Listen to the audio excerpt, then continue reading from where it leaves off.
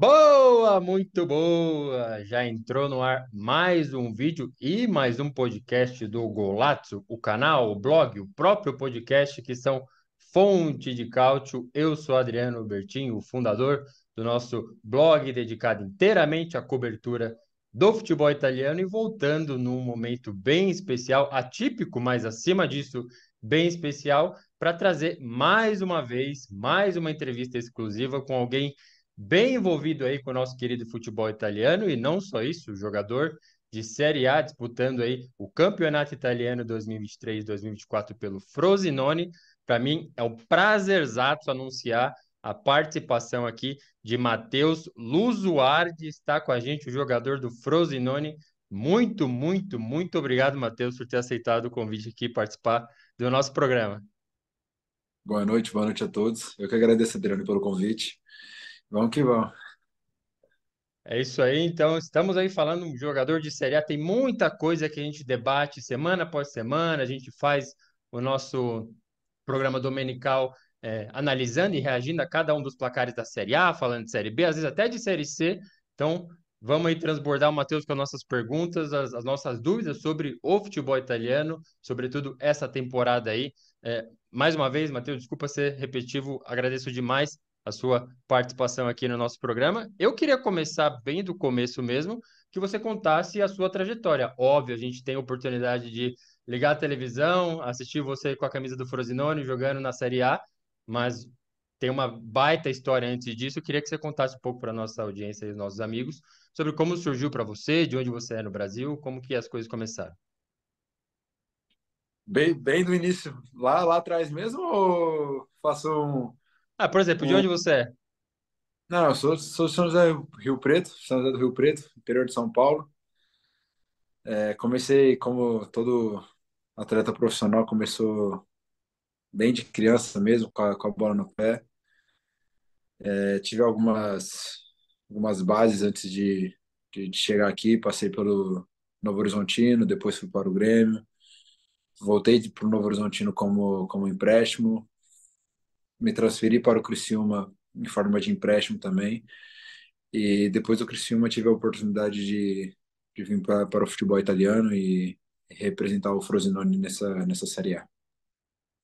E nessa passagem, ou toda a sua trajetória no Brasil, foi sempre na base, né? Teve algum jogo, alguma disputa no profissional? Porque, óbvio, eu já vi bastante sobre você, sei da história do Criciúma e do Grêmio, mas foi sempre na base aqui no Brasil? Sempre na base, sempre na base. No Criciúma cheguei a estar integrado ao elenco profissional, porém ainda não tinha estreado, não tinha feito minha primeira partida como jogador profissional. E no Grêmio? No Grêmio também não. Fiz alguns treinos como profissional, mas também não tive a oportunidade de jogar. E só para desenhar essa linha do tempo, assim, a gente está falando de quais anos? No começo no interior de São Paulo, depois movendo para Porto Alegre, depois Criciúma, qual que é a cronologia dos eventos? No Novo Horizontino, quando eu tinha 14 anos, foi meu primeiro clube formador. Foi em 2018, se eu não me engano. 2019, vou para o Grêmio, onde fico boa parte da minha trajetória. 2019, 20, 21, fiquei no Grêmio. 22, ainda do Grêmio, mas fui emprestado para o Novo Horizontino, onde passei a temporada de 2022 defendendo a camisa do Novo Horizontino. Em 2023, me transferi como forma de empréstimo também ao Criciúma, porém lá a gente acabou fazendo a rescisão e assinando com o Criciúma de fato, mas sempre com os meios divididos, e agora eu vim para o Frosinone. Então, 2022 Novo Horizontino, 2023 Criciúma e 2024, 2023 e 24 Frosinone. Muito bom. Dessa do Grêmio, você chegou a pegar aquele período, claro, você não chegou a disputar pelo profissional, mas o período da luta do rebaixamento ali, aquele ano que foi bagunçado para Sim, eles? sim. E você tem alguma memória específica disso? Talvez assim, porque a gente sabe como as coisas funcionam no Brasil na questão de o time começa a entrar em crise, aí eles querem forçar o lançamento da base, sobe não sobe, fica aquele problema, aquela polêmica. Teve alguma história assim que você consiga lembrar desse período? Não que eu me lembro, mas acho que como todo time que está passando por uma fase ruim, em quesito campeonatos, em quesito, enfim, O clima não era bom, né? Tanto no profissional, mas a gente da base também sentia o clima, também não queria ver um clube gigante como o Grêmio estar naquela situação. Então a gente sempre estava preparado, treinando, dando o nosso máximo para que se surgisse a oportunidade, que a gente estivesse pronto para ajudar o clube a sair daquela situação. Aí, o seu último clube no Brasil, então, acabou sendo o Criciúma. Para você, foi a sua melhor fase no Brasil? A sua melhor lembrança futebolística no Brasil é com a camisa do Criciúma? Claro que Quais com o são as Criciúma, outras? com o Grêmio quando eu cheguei, eu tive grandes momentos, 2019, 2020 ali. Foram anos onde eu conquistei meu primeiro contrato profissional, onde eu fui capitão a maioria dos campeonatos, então tive essa visibilidade dentro do clube. E no Criciúma, claro, não podia deixar de falar também, onde foi meu primeiro clube, onde eu fui integrado oficialmente ao elenco profissional. Tive a oportunidade de treinar com grandes jogadores e aprender muito com a comissão inteira, com os jogadores. Então, esses dois clubes aí não que os outros não me Uhum. façam, mas são as melhores lembranças, assim. Quais nomes você consegue citar aí dessa época do Criciúma que você falou de aprendizado, grandes jogadores, nomes que você achou legal? Tanto Pô, de tem vários. comissão, quanto jogador, quanto, sei lá. Pô, eu não poderia deixar de falar do Cláudio Tencati, do Amauri, da comissão inteira ali do Gabriel, até o pessoal da base ali, Gabriel, Cleiton, próprio São Diretor. Posso dizer que todo mundo ali do Criciúma, dos funcionários aos diretores e presidentes, sempre me acolheram, me trataram de maneira correta, de maneira como querendo que eu evoluísse, me ensinando sempre. Então, eu agradeço a todos ali do Criciúma, todos mesmo. E de jogadores, não poderia deixar de falar do Éder, né? Éder Citadinho Uhum. Martins, que, que desde da nossa primeira conversa sempre me ajudou, sempre me deu bons conselhos, sempre esteve ali comigo para me apoiar, para me direcionar como jogador que esteve no futebol italiano. Então, quando soube da proposta, a primeira pessoa que eu fui pedir um conselho foi justamente para ele, para saber o que ele faria no meu lugar. E então ele foi um cara que é muito importante, foi muito importante para mim nessa fase de Criciúma. Felipe Vizeu também, entre outros que não, se eu for citar, vou citar o time inteiro aqui. E até te perguntar o quão responsável foi o Éder para sua transferência para a Itália, mas pelo que você está falando, o cara até arrumou suas malas, né? Tipo, ajudando na hora de. Dá uma moral ali. Ah, legal, bacana. Sobre o futebol brasileiro ainda, aliás, assim, pela cronologia que você compartilhou com a gente, você pegou a parte da pandemia também, né? Eu lembro que, assim, pelo menos para quem assistia futebol, e foi exatamente quando a gente, tipo, por exemplo, o blog golatos.com.br já existia, e aí a gente decidiu fazer um podcast. E foi justo na pandemia. Tanto que os primeiros programas eram uma várzea total, assim. A estrutura melhorou um pouco aqui, mas assim. Era, gente, será que vai ter campeonato? Será que volta? Será que não volta e tal? Da sua perspectiva, enquanto jogador em formação, como foi essa experiência? Porque pro profissional a gente já sabe que foi um desastre, mas para a base eu imagino ter sido pior ou não. Bom, acho que todos os times assustaram um pouco, acho que todo mundo no mundo inteiro assustou porque era algo desconhecido e algo novo que não teve uma data de início, e também não teve uma previsão de fim. Então, assim como no profissional, na base a gente ficou um bom tempo sem. Em 2020 a gente estava disputando o Campeonato Brasileiro Sub-17, na categoria 2003 no caso, né? Era o meu ano ruim. Então a gente ficou de março até setembro ou agosto, se eu não me engano, em casa, treinando via online mesmo, porque não podia retornar aos treinos ainda. Então foi uma fase onde foi muito complicado, porque é complicado não estar ali no CT, não estar ali com seus amigos, não ter o treino fisicamente e só virtualmente. Foi uma fase muito complicada, muito difícil, muito estranha, eu acho que para todos, porque foi algo novo para todo mundo. Então foi quando a gente voltou aos campeonatos, a gente teve que seguir novas medidas de prevenções, máscara, álcool em gel e distância. Então era algo muito estranho para a gente que estava acostumado a estar ali na resenha sempre, junto um com o outro, jogando alguma coisa, enfim.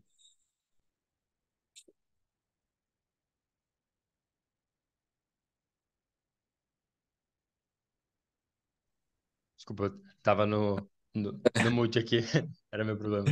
Imagino que tenha sido complicado mesmo, porque a nossa realidade das pessoas normais já foi afetada, e mesmo assim, a ida para academia, correr. A gente chegou a correr na rua de máscara. Hoje a gente sabe que, assim, óbvio, teria que usar, mas não tinha necessidade nenhuma de correr de máscara, e era um terror, assim. Então, acho que, ainda mais para a base, por isso que eu queria abordar esse assunto com você. Felizmente, é uma questão do passado já. Mas falando do presente, eu queria perguntar para você se você está acompanhando, claro, talvez não numa frequência como antigamente, mas o futebol brasileiro. Atualmente você assiste, procura saber notícia, procura saber como as coisas estão. Claro, pô, claro, futebol brasileiro a gente é um futebol de alta qualidade, né? Então, sempre que tem a possibilidade, aqui os horários dos jogos são um pouco mais tarde. Quando dá para eu assistir, eu assisto. Quando é um pouco mais tarde, eu vou dormir, mas sempre procuro estar por dentro, ver os melhores momentos, porque é um futebol que dá para se aprender várias coisas. E os caras ainda falam bastante do futebol brasileiro aí na Itália. Digo, claro que eles assistem e acompanham, especialmente os times, no sentido de buscar talentos, buscar jogadores, como aconteceu com você. Mas é uma coisa falada, assim, acho que não tanto quanto antes, né?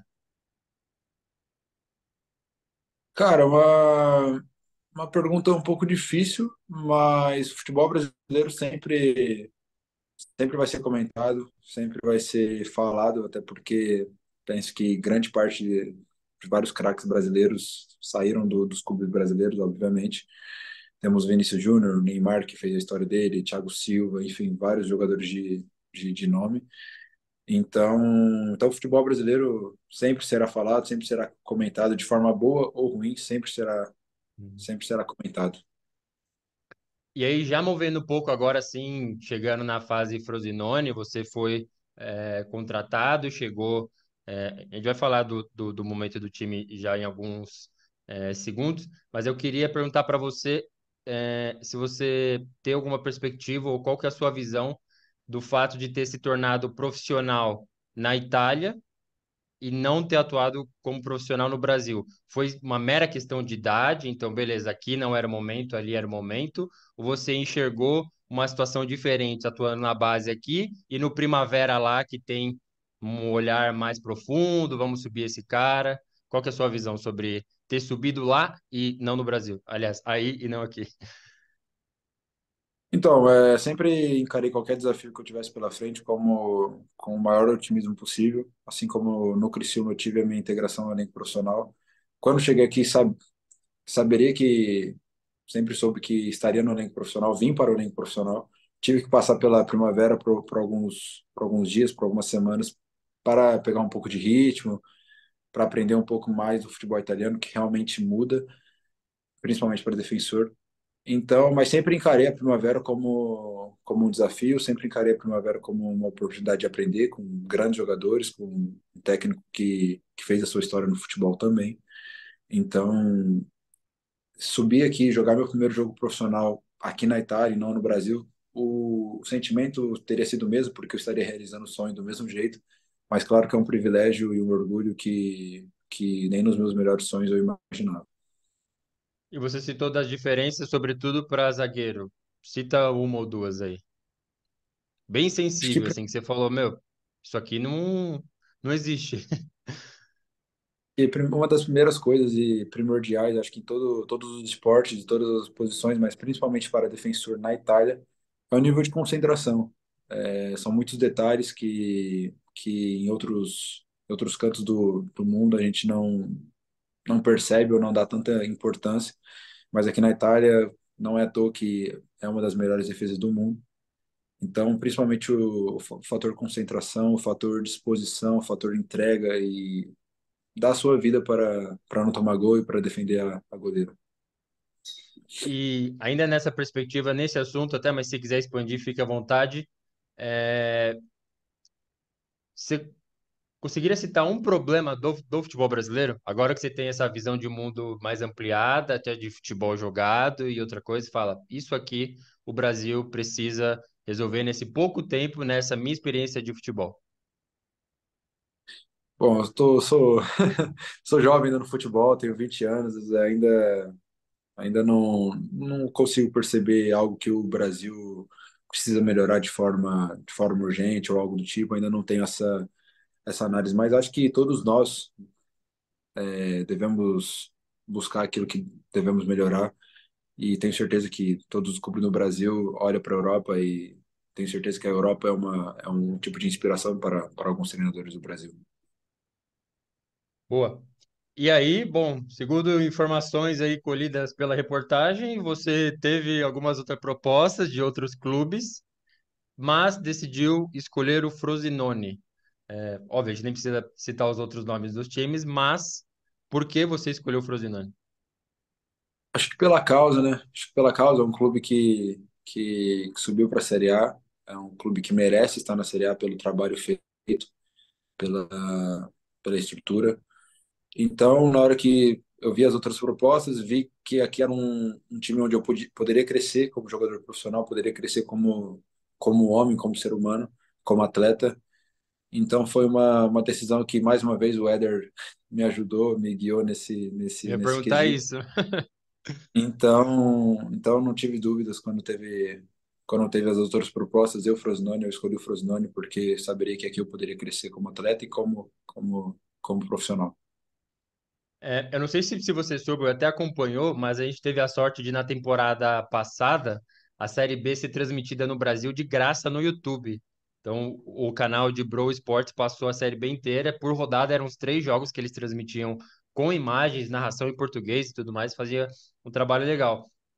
E a gente conseguiu acompanhar a trajetória do Frosinone rumo ao título, rumo ao acesso, com o Fábio Grosso treinando a equipe. E pelo que eu entendi, você chegou no momento da troca que ele subiu campeão, ele falou, beleza, saiu, chegou o Di Francesco, e foi nesse momento que você chegou a trabalhar com os dois ou não? Né, só quando eu cheguei, o Fábio Grosso já tinha se transferido para outro clube. E aí, a sua relação com o Di Francesco, que eu imagino que ele deva participar também desse olhar para o time Primavera e falar, bom, acho que esse pode ir, acho que vamos testar esse, vamos com esse. E a sua experiência com ele, porque assim, sendo bem sincero mesmo, eu faço, aqui eu estou só fazendo entrevistas, porque eu estou interessado na sua visão de futebol italiano. Nos nossos programas aqui, eu tento mais comentar e os trabalhos que ele fez antes de assumir o Frosinone campeão não foram bons, assim, foram de realmente lutar para não cair. E aí, desde o do começo, a gente fez essa análise e do meio da temporada já teve que virar a chave e falar: não, o trabalho está sendo bem feito. É diferente do que foi feito anteriormente. Mas, enfim, queria passar para você o que você acha dele, do tratamento dele, a sua subida do Primavera para o principal, como foi, como é a sua relação com o Di Francesco. É uma das melhores possíveis que a gente poderia ter. Quando eu olho para o Di Francesco, eu esqueço os outros clubes ele esteve antes. Lembro de um que ele tirou o Barcelona em pleno Olímpico, de virada numa Champions League, Barcelona de Messi. Então essa é a lembrança que eu tenho de jogos dele. Mas é um treinador que é super sábio, super inteligente, sabe comandar o grupo, sabe comandar principalmente os jovens, que acho que não é novidade para ninguém, o Frosinone hoje em dia é um grupo muito jovem. Então, mesmo sendo um grupo muito jovem, a gente tem conseguido lidar bem, tem conseguido aprender com um cara que realmente não tem palavras que descrevam, um cara que sempre está ali disposto a ajudar, não só ele, mas a comissão inteira, está disposto a te ajudar, está disposto a te fazer ser um jogador, se você quiser mesmo ser um jogador de alto nível. Bacana. Só movendo um pouco para sua rotina em si, assim, como foi a sua adaptação na Itália? Não sei se você tinha ido pelo menos até para algum torneio amistoso, alguma viagem de férias, alguma coisa, mas como foi essa sua chegada para morar mesmo na Itália, trabalhar, jogar no Benito Stirpe e tudo mais? A sua rotina demorou essa adaptação para você foi até tranquilo? Acho que para todo mundo é uma mudança muito grande. Muda horário, muda língua, muda cultura, muda pessoas. Então, no começo foi um pouco difícil, principalmente pelo idioma, mas logo que eu cheguei, 2 semanas após eu ter chegado, eu já comecei a fazer italiano todos os dias. Então, todos os dias, durante 3, 4 meses, eu fiz italiano. Então, por isso que hoje eu falo bem. De resto, eu fui aprendendo no dia a dia. Até hoje, não é que eu aprendi tudo ainda, tem muito que aprender. Então, tenho aprendido no dia a dia a lidar com uma nova cultura, com novas pessoas, com um novo jeito de treinar, um novo método de trabalho. Mas esse aprendizado tem sido muito importante para o meu pessoal e para o meu profissional. Tem uma história que a gente repercutiu bem aqui, e assim, eu passei a acompanhar o Turati mais de perto depois dessa história, que assim, óbvio, não o conheço, e aí peço que você traga detalhes se tiver, parece ser uma figura assim tremenda, porque num dos jogos, lá no começo da temporada, não sei até que ponto você ficou sabendo, aliás, tenho certeza que você ficou sabendo disso, mas só para contar a história por completo. É, óbvio, a gente tem, o futebol italiano tem vários problemas que às vezes passam assim despercebido, a questão até de racismo agora tá meio que movimentando para sim tratar de uma maneira mais séria, mas tem uma coisa que parece ainda mais séria aí para eles, que é a questão da blasfêmia. O Turati tava lá pegando, já tá indo. O Turati tava lá pegando no gol, não lembro contra quem foi, mas enfim, a gente até gravou um vídeo sobre isso. E aí a câmera focou nele. Eu vou falar aqui, se tiver italiano ouvindo, enfim, sinto muito, mas já tá avisado. Focou nele e ele soltou um, tipo, instruindo a defesa a marcar e ele soltou um porcodio. E aí, beleza, É, só que o microfone estava muito próximo. E aí pegou e a leitura labial também. E o cara tomou uma suspensão de uma rodada. Então, assim, e aí saiu lá no boletim da Liga A, Turati, goleiro do Frosinone, suspenso por uma rodada por blasfêmia. Quando você ficou sabendo disso, assim, qual foi a sua reação? E assim, teve mais casos disso? Você falou que, tô até aprendendo aqui, lidando com as coisas novas, assim, porque para mim é uma loucura. para ser sincero, eu fiquei sabendo quando eu cheguei, foi contra o Napoli, se eu não me engano, esse jogo. Ele não jogou contra o Atalanta, mas na época eu cheguei, eu não sabia o que tinha acontecido. Fiquei sabendo, para ser sincero, 2, 3 semanas atrás do que de fato aconteceu. Então, também é um espanto para mim, mas acho que como todos, né? Quem não às vezes fala uma coisa que não deve falar em certos momentos. Mas é um cara super animado, super trabalhador, que está ali sempre para acolher os jovens também, até porque ele é um jovem, passou por aquilo que eu passei, que eu estou passando, por aquilo que outros jovens do elenco estão passando também. Então é um cara que sempre busca acolher a todos. Mas qual foi sua reação, assim? Você teve que perguntar, tipo, perguntar de novo, assim, peraí, o Turati está sendo suspenso por blasfêmia, é isso mesmo? Você ficou, tipo, surpreso ou não? Fiquei um pouco surpreso, fiquei um pouco meio sem acreditar, mas também não já tinha passado, como eu disse, eu fiquei sabendo tem pouco tempo. Então, como já era uma história passada, eu nem quis me meter muito, quis só seguir a vida. Enfim, tenho certeza que ele já se retratou por esse erro e agora tá tudo certo. Nem sei se dá para considerar um erro, é um negócio mó curioso, porque, assim, se for flagrar o que as pessoas falam ali, marcando, na hora do escanteio e tudo mais, vai suspender todo mundo o campeonato inteiro. Mas beleza, era uma que eu queria perguntar para você. O outro era assim, na minha perspectiva tá bem claro, mas eu quero ouvir de você, o objetivo do Frosinone e a expectativa da torcida para a temporada, assim. A temporada partiu, agora a gente tá bem na metade. Qual que é o objetivo do Frosinone na temporada 23-24? Acho que a gente sempre procurou e procura trabalhar com etapas, né? Não dá para a gente pensar lá na frente se não fazer o agora. Então, nosso primeiro objetivo da temporada é manter o Frosinone na onde ele deve estar, que é na Série A. Esse com certeza é o nosso primeiro objetivo e a gente trabalha diariamente para que isso aconteça e no final da temporada a gente esteja ainda na Série A e que ano que vem a gente jogue novamente uma Série A. Maravilha. E assim, acompanhando até o seu Instagram, dá para ver muita foto com os brasileiros, né? O Reniero, o Caio Jorge e tal.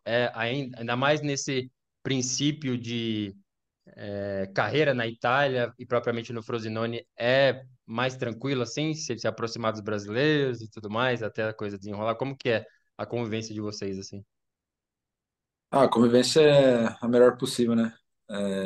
São dois jogadores renomados, dois jogadores que chegaram num alto nível de futebol europeu.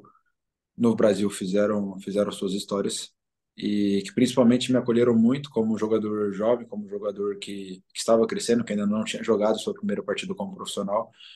Então sempre em todos os treinos eles estavam ali me aconselhando, até extra-campo, ó, não faz isso, acho que é melhor não fazer isso. Então Tipo o quê? não me vem não me vem nada em mente agora, mas sempre estavam ali me aconselhando e me apoiando. Então são pessoas que com certeza eu levarei pro resto da minha história, pro resto da minha vida, que são pessoas realmente muito importantes para mim. Maravilha. Tem uma pergunta assim para mim, na verdade, é a principal. Eu queria o seu relato sobre esse evento que foi é, a vitória do Frosinone contra o Napoli na Copa Itália, né? A gente acompanhou aqui do Brasil e só fazendo aquele rápido resumo, né? A Copa Itália era aquele torneio que tinha todos os times de todas as divisões, agora tem só os times de Série A e Série B, alguns da Série C no começo ali. E aí o Frosinone começou naquelas fases lá atrás, tirou o Pisa, tirou o Torino, aí entra nas oitavas os times que ficaram os melhores qualificados, né? Na última Série A, o Napoli foi simplesmente o campeão. E aí vocês pegaram o campeão nas oitavas, no Diego Armando Maradona, e venceram por 4-0. Assim. Eu queria que você trouxesse a sua perspectiva primeiro dessa experiência. Foi uma experiência única, né? Uma sensação única de jogar num grande estádio, de jogar contra um grande time europeu, o ex-campeão, o atual campeão, na verdade, da Série A. Então, ganhar já foi um privilégio em tanto, e ganhar pelo placar que foi realmente extraordinário. Vencer uma equipe de tamanha qualidade como o Napoli. E assim, pra gente, claro, aí agora olhando um pouco com a perspectiva do Napoli, foi uma destruição de espírito, assim. Eles já estavam com alguns problemas, alguns tropeços. Eles eram favoritos contra o Frosinone, acho que não tem nenhum problema falar isso. Mas entraram definitivamente em crise depois do que o que vocês aprontaram no Diego Armando Maradona lá. É, lembrando assim, jogando lá contra os caras, eles até colocaram os titulares durante o jogo para ver se alguma coisa acontecia e tomaram mais gol ainda. Qual que foi a sua sensação assim, vendo os atuais campeões ali meio, sabe, meio com medo, meio perdido? Qual que foi a sua sensação enquanto adversário? A minha sensação foi como qualquer outra. A gente está jogando uma partida de futebol onde a gente tem que buscar desempenhar o melhor de cada um para que a gente possa vencer a partida. Então, quando a gente fez o primeiro gol, a gente não, não deixou se acomodar na partida, buscamos o segundo, buscamos se defender bem. E como quando a gente viu que eles estavam cansados, que eles estavam às vezes um pouco receosos, a gente respeitou da nossa maneira, continuou jogando o nosso jogo, continuou defendendo da forma que estávamos defendendo. Então, acho que a gente, desde quando a gente entrou no estádio deles até o final da partida, a gente respeitou ao máximo eles, até porque é uma equipe, como eu disse, de outro nível, não é à toa que é atual campeão da Série A.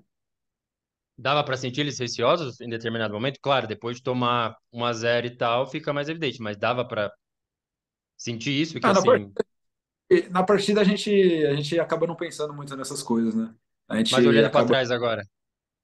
a gente acaba focando em outras coisas, mas acho que pô, quando se a gente virar os papéis e a gente está tomando de 1-0 numa partida que a gente era favorito, a gente vai querer fazer de tudo para virar esse jogo, então acho que é normal no futebol.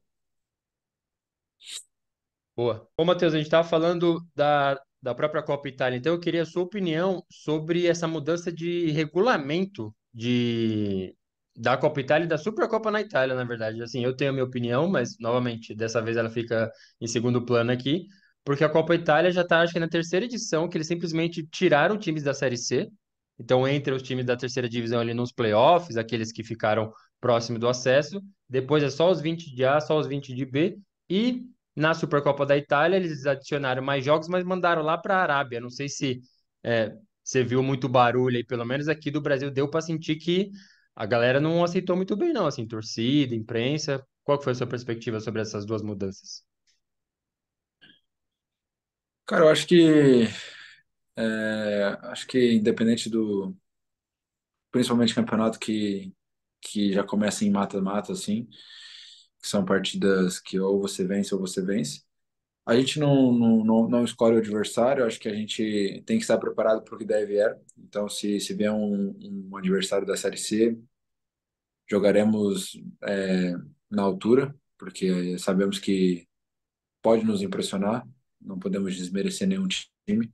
Se vem um adversário logo de primeira, como um Napoli, como uma Juventus, como um time do alto escalão da Europa, devemos enfrentar e encarar esse desafio de igual para igual.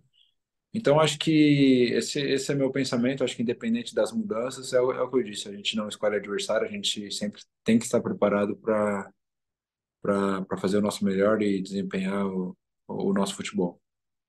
Mas você lembra da sua época aqui no Brasil de, assim, jogar em times fora até de primeira divisão e tudo mais, e exatamente na Copa do Brasil ou na Copa Nacional, eles têm a chance de pegar aquele time, sabe, ter esse duelo. Você não acha que é mais interessante ter esse tipo de encontro que só a Copa proporciona? Até como espectador mesmo, como um cara que assiste futebol. Eu acho que quem assiste futebol, o importante é é estar tendo a partida ali. Eu, particularmente, se está tendo um jogo de Série D contra Série D, o importante é estar ali assistindo futebol, o importante é estar vendo aquilo que eu gosto. Então, acho que, claro, claro que é importante, claro que é legal ver uma Champions League, claro que é importante ver uma partida onde dois adversários são fortes, não que os outros não sejam, mas é importante, é mais divertido, é mais competitivo, dá mais um frio na barriga de assistir jogos assim. Mas como eu disse, cara, acho que o importante é a gente estar preparado para qualquer tipo de adversário, para qualquer time que vier, a gente tem que estar preparado para desempenhar e fazer aquilo que treinamos, aquilo que nos preparamos.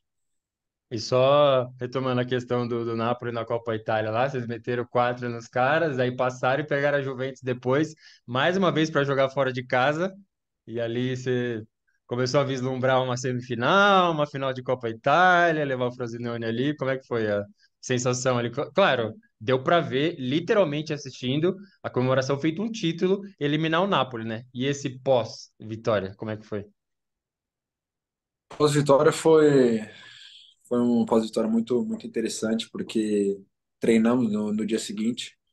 Então foi uma pós-vitória, a gente venceu, mas não se deslumbrou com isso. Claro que por dentro a gente estava feliz, estava contente, isso é A torcida óbvio. fez alguma recepção diferente ou não? Teve alguma coisa assim? Até no jogo Claro, seguinte, depois teve? era uma recepção um pouco mais calorosa, né, de alguns fogos, enfim. Comeu de Então, graça em algum restaurante? não, ainda não ainda não fui, né? Ainda não fui. Tem que dar Geralmente essa carteirada, bicho. eu almoço e janto em casa, então ainda não fui. Mas como eu disse, pô, a gente logo após já começou a treinar, já começou a se preparar para a próxima partida que seria mais um grande duelo. E esse foi o nosso pós-jogo, né? Se preparar para a próxima partida, porque a gente pensa passo a passo, partida por partida. E aí contra a Juve, infelizmente não rolou, né? Não rolou, mas como eu disse, independente do adversário, a gente vai entrar para buscar desempenhar o nosso melhor. Sabemos que, como eu disse também, a Juve faz parte do alto escalão da Europa, então sabemos que seria uma partida muito difícil, sabemos a qualidade do adversário, mas creio que a gente deu o nosso melhor, nos entregou ao máximo do primeiro minuto ao final da partida. E às vezes no futebol isso Isso é muito importante, isso na vida é muito importante, se entregar até o último minuto, se doar até o último minuto e acreditar até o último minuto. Boa, com certeza. A gente vai encerrando aqui. Eu tenho só perguntas mais rápidas aqui para você, para a gente encerrar a entrevista, da qual, novamente, eu sou muito grato a você ter aceitado o nosso convite. Eu vou jogar do nada aqui e eu quero prestar muito bem atenção na sua reação. Você jogaria pela seleção italiana? Acho que é uma proposta que, claro que teria que pensar. Sou brasileiro, tenho a cidadania italiana, mas é algo que teria que sentar, teria que pensar, teria que conversar bem e pensar a respeito, porque é uma oportunidade, é uma, claro que é muito bom, seria muito maravilhoso defender uma seleção italiana, mas sou brasileiro, então teria que ser algo muito bem pensado, muito bem, uma decisão muito certa. Você deixou margem para perguntar mais aqui. Você usou o termo proposta e falou de analisar. É assim que normalmente funciona na naturalização de jogadores? Começa a vir alguém, fala com o empresário, fala, ó, o Spalletti está de olho ali no zagueiro, não sei o quê, veio perguntar. É assim que funciona? Acho que, imagino que sim, imagino que claro, deve ter conversas, né, com o empresário, até mesmo com o atleta. E aí eu acho que vai do atleta decidir se vai, se não vai. Como eu disse, é uma decisão muito importante que deve ser pensada e pensada e repensada e pensada novamente. Boa. Não vou mais apertar sobre isso, não. Para mim, está muito bem respondido.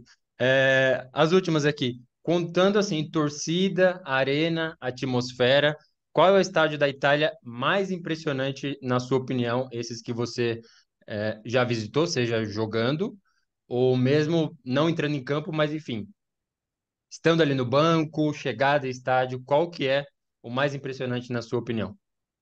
Tirando o Benito Stirpe. É, isso aí é o primeiro, né? Que tem uma briga muito grande, hein? Entre o Allianz, né? Do estádio da Juventus, a Juventus Stadium, e, e no San Siro, né? Que muda ali o nome, mas são dois grandes estádios, são estádios fenomenais que só de estaria é um sonho total, é uma realização de um sonho. Então, esses dois para mim são os que mais me impressionaram, assim. E só aproveitando aqui para tirar uma dúvida, que tinha meio que acabado esse mito no Brasil, mas eu faço questão de perguntar de novo. O nome, eles ainda tratam com nomes diferentes quando joga Milan e joga Inter ou não? Claro, sim, sim, sim. Ah, é? Eles chamam de San Siro pro Milan e Giuseppe Meazza para Inter? Sim. Ué, achei que tinha encerrado esse mito? É verdade Não, mesmo? eu particularmente sempre distingo os dois para não ter erro. Não, sim. Aqui no Brasil era assim também, tipo, a gente fazia a divisão, aí alguém chegou, não sei se perguntou pros torcedores, falou que, ah, não, é tudo San Siro, tudo San Siro. Mas não, então tem a divisão de nome mesmo, San Siro e Giuseppe Meazza. Eu particularmente, para não ter erro. Bom, bom saber.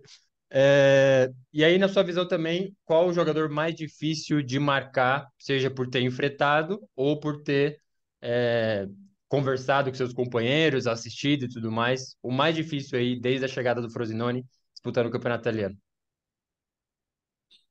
Uhum. Pode ser mais de um, se quiser. Ah, tem, Aí tem vai falar Vlahovic, Caio Jorge, Solé, o Reni. tem Sule, que é muito ágil, realmente é uma habilidade acima da média. Tem Caio Jorge, Renier, que são jogadores realmente de um outro nível. É obrigação Mas falar, mas beleza, vamos lá. Vlahovic, não posso deixar de citar. McKennie, que joga ali mais para frente. O EA, que também ataca bem.